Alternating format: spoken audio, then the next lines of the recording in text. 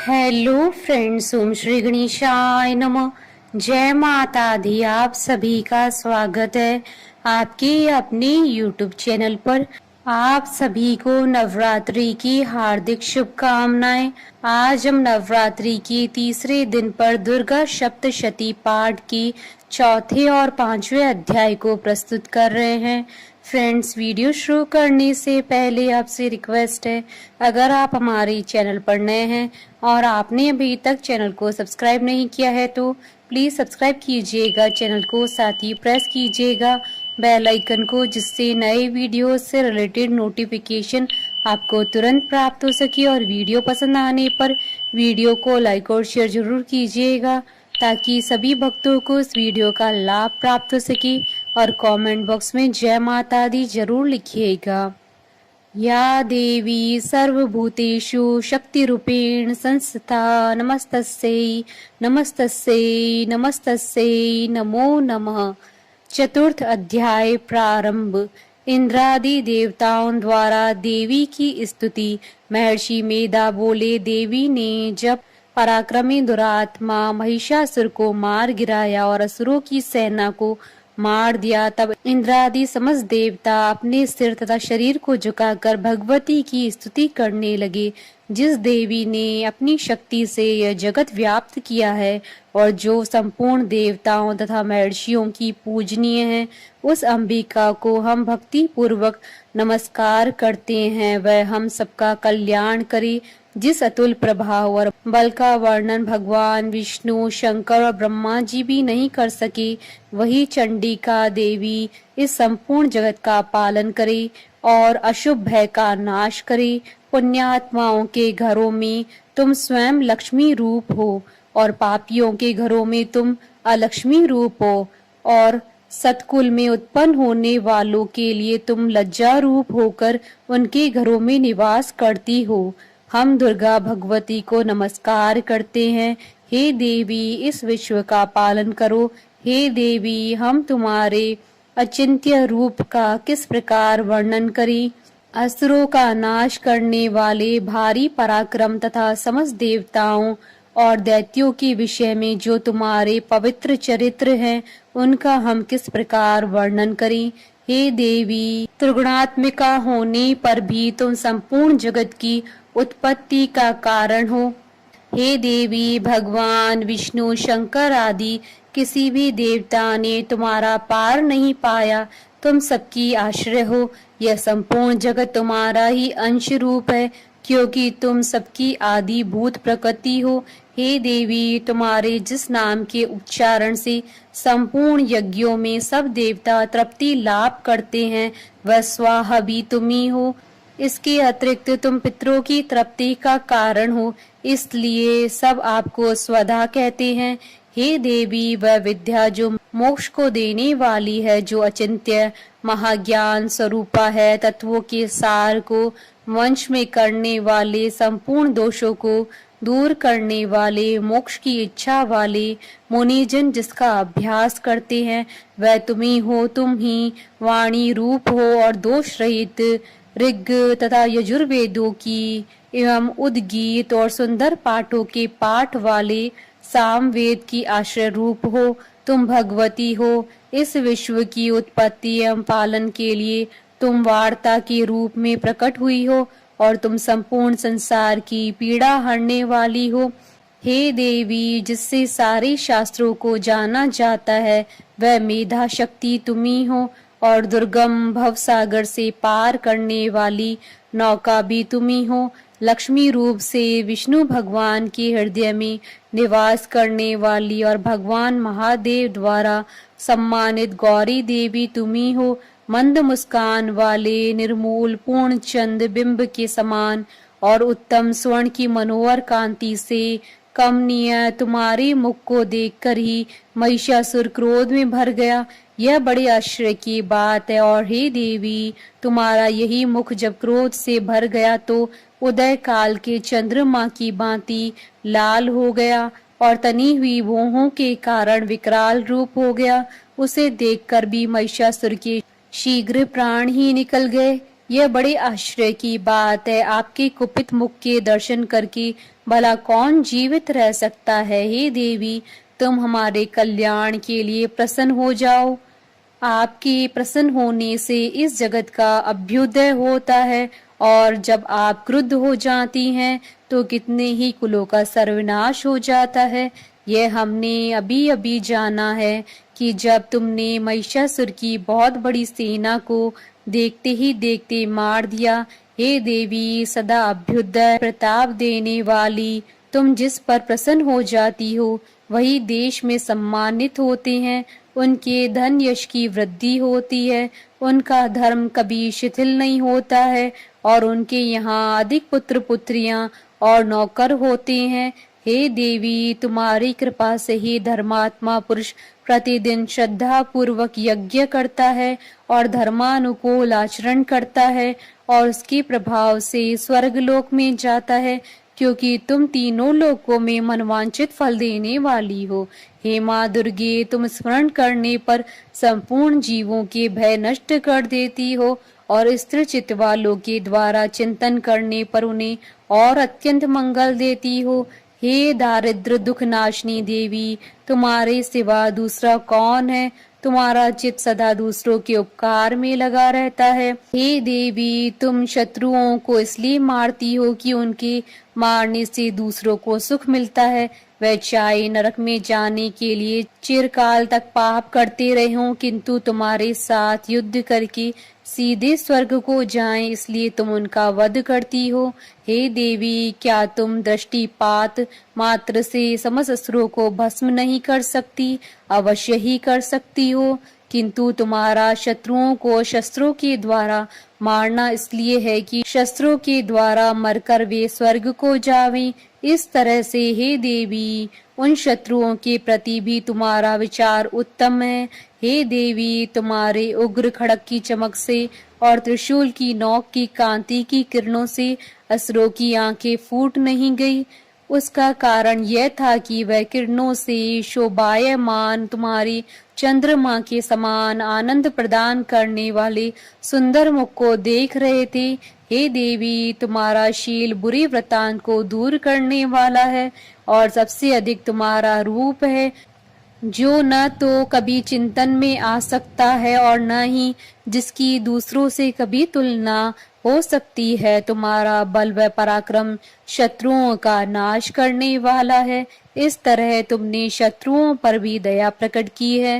हे देवी, तुम्हारे बल की किसके साथ बराबरी की जा सकती है, तथा शत्रुओं को भय देने वाला इतना सुंदर रूप भी और किसका है। हृदय में कृपा और युद्ध में निष्ठुरता, यह दोनों बातें तीनों लोकों में केवल तुम्ही में देखने आई है।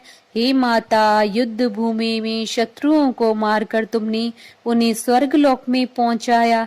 इस तरह तीनों लोकों की तुमने रक्षा की है, तथा उन उन्मत्त असुरों से जो हमें भय था उसको भी तुमने दूर किया है। तुमको नमस्कार है। हे देवी, तुम शूल तथा खड़ग से हमारी रक्षा करो, तथा घंटे की ध्वनि और धनुष की टंकार से भी हमारी रक्षा करो। हे चंडी के, आप अपने शूल को घुमाकर पूर्व पश्चिम उत्तर तथा दक्षिण दिशा में हमारी रक्षा करो। तीनों लोकों में जो तुम्हारे सौम्य रूप हैं तथा घोर रूप हैं, उनसे हमारी रक्षा करो, तथा इस पृथ्वी से रक्षा करो। हे अंबिके, आपके कर पल्लवों में जो खड़ग शूल और गदा आदि शस्त्र शोभा पा रहे हैं, उनसे हमारी रक्षा करो। महर्षि बोले कि इस प्रकार जब सब देवताओं ने जगत माता भगवती की स्तुति की और नंदन वन के पुष्पों तथा गंध अनुलेपों द्वारा उनका पूजन किया, और फिर सबने मिलकर जब सुगंधित व दिव्य धूपों द्वारा उनको सुगंधी निवेदन की, तब देवी ने प्रसन्न होकर कहा, हे देवताओं, तुम सब मुझसे मनवांछित वर मांगो। देवता बोले, हे भगवती, तुमने हमारा सब कुछ कार्य कर दिया, अब हमारे लिए कुछ भी मांगना बाकी नहीं रह गया, क्योंकि तुमने हमारे शत्रु महिषासुर को मार डाला है। हे माहेश्वरी, तुम इस पर भी यदि हमें कोई और वर देना चाहती हो तो बस इतना वर दो कि जब जब हम आपका स्मरण करें तब तब आप हमारी विपत्तियों को हरण करने के लिए हमें दर्शन दिया करो। हे अंबिके, जो कोई भी तुम्हारी स्तुति करे तुम उनको वित्त, समृद्धि और वैभव देने के साथ ही उनके धन और स्त्री आदि संपत्ति बढ़ावे और सदा हम पर प्रसन्न रहे। महर्षि बोले, हे राजन, देवताओं ने जब जगत के लिए तथा अपने लिए इस प्रकार प्रश्न किया तो बस तथास्तु कहकर देवी अंतर्ध्यान हो गई। हे भूप, जिस प्रकार तीनों लोगों का हित चाहने वाली यह भगवती देवताओं के शरीर से उत्पन्न हुई थी, वह सारा वृतांत मैंने तुमसे कह दिया। और इसके पश्चात दुष्ट असुरों तथा शुंभ निशुंभ का वध करने और सब लोगों की रक्षा करने के लिए जिस प्रकार गौरी देवी के शरीर से उत्पन्न हुई थी, वह सारा वृतांत मैं यथावत वर्णन करता हूँ। इति श्री दुर्गा सप्तशती पाठ का चतुर्थ अध्याय संपूर्ण हुआ। पांचवा अध्याय प्रारंभ। देवताओं द्वारा देवी की स्तुति। महर्षि मेधा ने कहा, पूर्व काल में शुंभ निशुंभ नामक असुरों ने अपने बल के मद से इंद्र का त्रिलोकी का राज्य और यज्ञों के भाग छीन लिए, और वह दोनों इसी प्रकार सूर्य, चंद्रमा, धर्मराज और वरुण के अधिकार भी छीन कर स्वयं ही उनका उपयोग करने लगे। वायु और अग्नि का कार्य भी वही करने लगे, और इसके पश्चात उन्होंने जिन देवताओं का राज्य छीना था उनको अपने अपने स्थान से निकाल दिया। इस तरह से अधिकार छीने हुए दैत्यों तथा दैत्यों द्वारा निकाले हुए देवता अपराजिता देवी का स्मरण करने लगे कि देवी ने हमको वर दिया था कि मैं तुम्हारी संपूर्ण विपत्तियों को नष्ट करके रक्षा करूंगी। ऐसा विचार कर सब देवता हिमालय पर गए और भगवती विष्णु माया की स्तुति करने लगे। देवताओं ने कहा, देवी को नमस्कार है, शिव को नमस्कार है, प्रकृति और भद्रा को नमस्कार है। हम लोग रौद्र, नित्या और गौरी को नमस्कार करते हैं। ज्योत्सनामयी, चंद्र रूपिणी व सुख रूपा देवी को निरंतर नमस्कार है। शरणागतों का कल्याण करने वाली वृद्धि और सिद्धि रूपा देवी को हम बार बार नमस्कार करते हैं। और नैत्रती राजाओं की लक्ष्मी तथा सवाणी को नमस्कार है।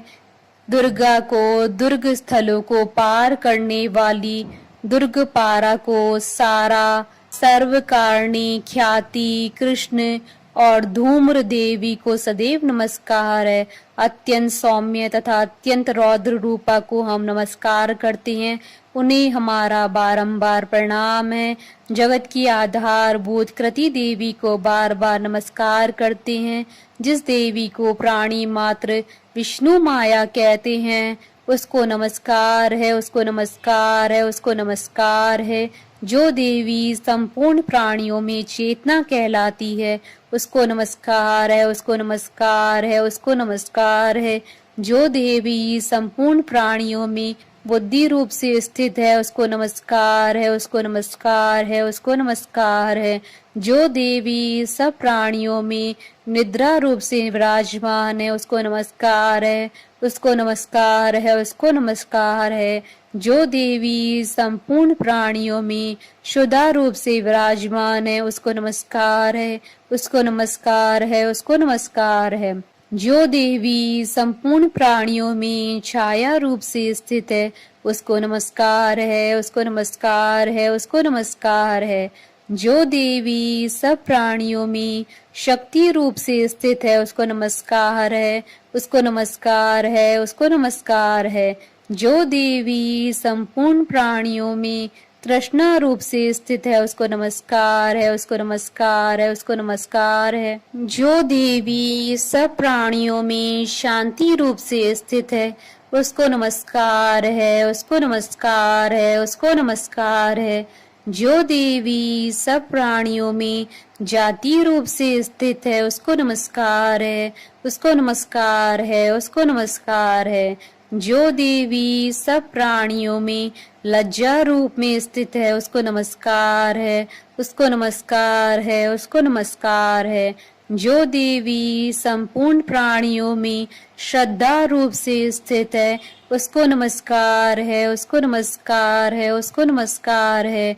जो देवी संपूर्ण प्राणियों में कांति रूप से स्थित है, उसको नमस्कार है, उसको नमस्कार है, उसको नमस्कार है। जो देवी सब प्राणियों में लक्ष्मी रूप से स्थित है, उसको नमस्कार है, उसको नमस्कार है, उसको नमस्कार है।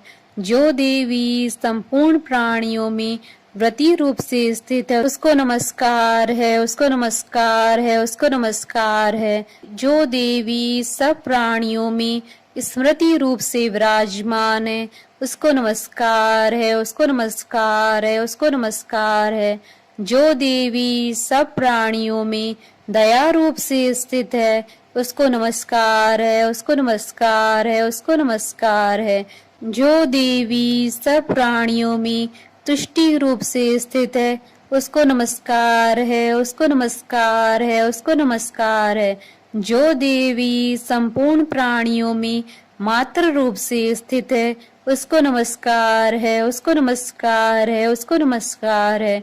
जो देवी संपूर्ण प्राणियों में भ्रांति रूप से स्थित है, उसको नमस्कार है, उसको नमस्कार है, उसको नमस्कार है। जो देवी संपूर्ण प्राणियों में नित्य व्याप्त रहती हैं, उसको नमस्कार है, उसको नमस्कार है, उसको नमस्कार है। जो देवी चैतन्य रूप से इस संपूर्ण संसार को व्याप्त करके स्थित है, उसको नमस्कार है, उसको नमस्कार है, उसको नमस्कार है। पूर्व काल में देवताओं ने अपने अभीष्ट फल पाने के लिए जिसकी स्तुति की है और देवराज इंद्र ने बहुत दिनों तक जिसका सेवन किया है, वह कल्याण की साधना भूता ईश्वरी हमारा कल्याण और मंगल करे तथा सारी विपत्तियों को नष्ट कर डाले। असुरों के सताए हुए हम संपूर्ण देवता उस परमेश्वरी को इस समय नमस्कार करते हैं तथा जो भक्ति पूर्वक स्मरण किए जाने पर तुरंत ही सब विपत्तियों को नष्ट कर देती हैं, वह जगदम्बा इस समय भी हमारा मंगल करके हमारी समस्त विपत्तियों को दूर करे। महर्षि मेधा ने कहा, हे राजन, इस प्रकार जब देवता स्तुति कर रहे थे तो उसी समय पार्वती देवी गंगा में स्नान करने के लिए आई। तब उनके शरीर से प्रकट होकर शिवा देवी बोली, शुंभ दैत्य के द्वारा स्वर्ग से निकले हुए और निशुंभ से हारे हुए यह देवता मेरी स्तुति कर रहे हैं। पार्वती के शरीर से अंबिका निकली थी, इसलिए उसको संपूर्ण लोक में कौशिकी कहते हैं। कौशिकी के प्रकट होने के पश्चात पार्वती देवी के शरीर का रंग काला हो गया और वह हिमालय पर रहने वाली कालिका देवी के नाम से प्रसिद्ध हुई। फिर शुंभ और निशुंभ के दूत चंड मुंड वहां आए और उन्होंने परम मनोहर रूप वाली अंबिका देवी को देखा। फिर वह शुंभ के पास जाकर बोले, महाराज, एक अत्यंत सुंदर स्त्री हिमालय को प्रकाशित कर रही हैं। वैसा रंग रूप आज तक हमने किसी स्त्री में नहीं देखा है। हे असुरेश्वर, आप यह पता लगाएं कि वह कौन है और उसको ग्रहण कर लें। वह स्त्री स्त्रियों में रत्न है। वह अपनी कांति से दसों दिशाओं को प्रकाशित करती हुई वहां स्थित है, इसलिए आपका उसको देखना उचित है। हे प्रभु, तीनों लोगों के हाथी, घोड़े और मणि इत्यादि जितने रत्न हैं, वह सब इस समय आपके घर में शोभायमान है। हाथियों में रत्न रूप ऐरावत हाथी और उच्ची श्रवा नामक घोड़ा तो आप इंद्र से ले आए हैं। हंसों द्वारा जुता हुआ विमान जो कि ब्रह्मा जी के पास था, अब भी आपके पास है। यह महापद्म नामक खजाना आपने कुबेर से छीना है। समुद्र ने आपको सदा खिले हुए फूलों की किंजलकनी नामक माला दी है। वरुण का कंचन की वर्षा करने वाला छत्र आपके पास है। रथों में श्रेष्ठ प्रजापति का रथ भी आपके पास ही है।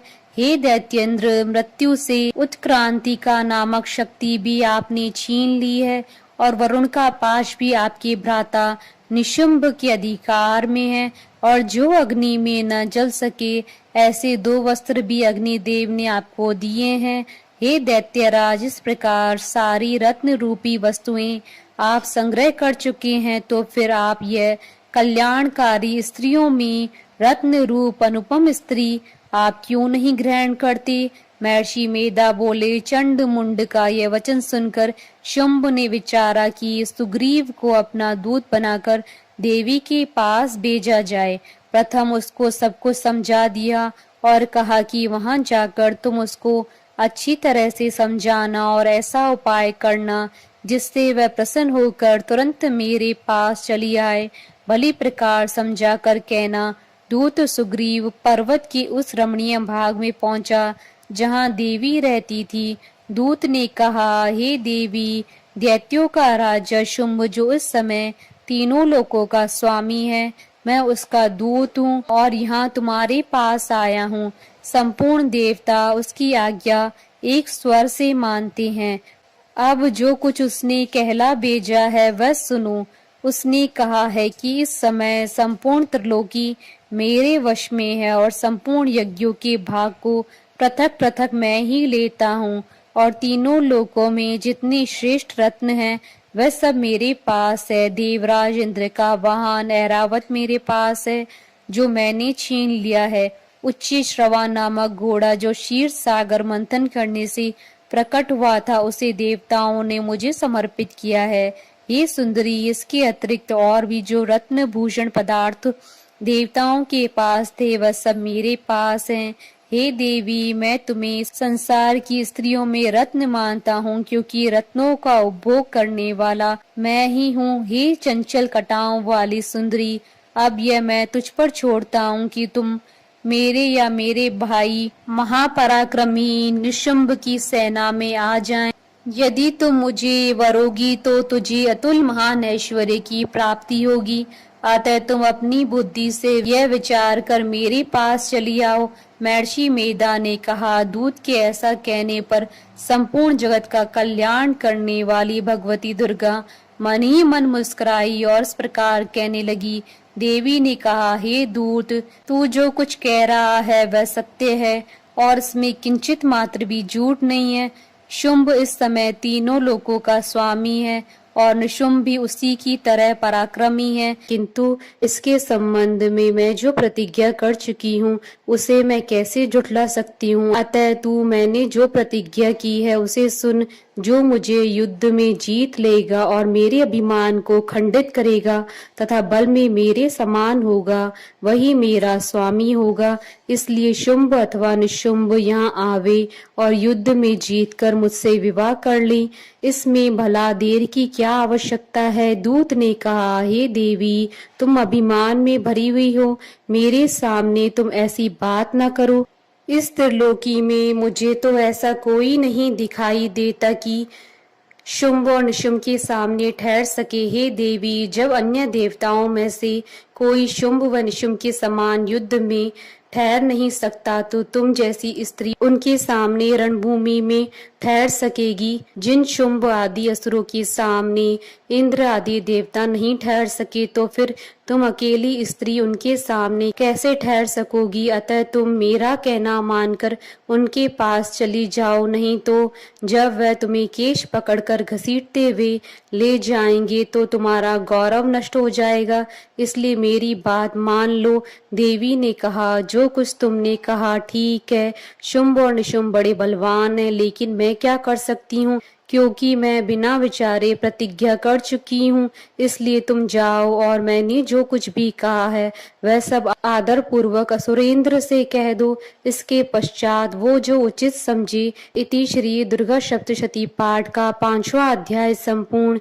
जयकारा माँ माहिदा बोलिए सच्चे दरबार की जय। हमारे साथ इस वीडियो में अंत तक बने रहने के लिए आपका धन्यवाद। ओम श्री गणेशाय नमः। जय माता दी।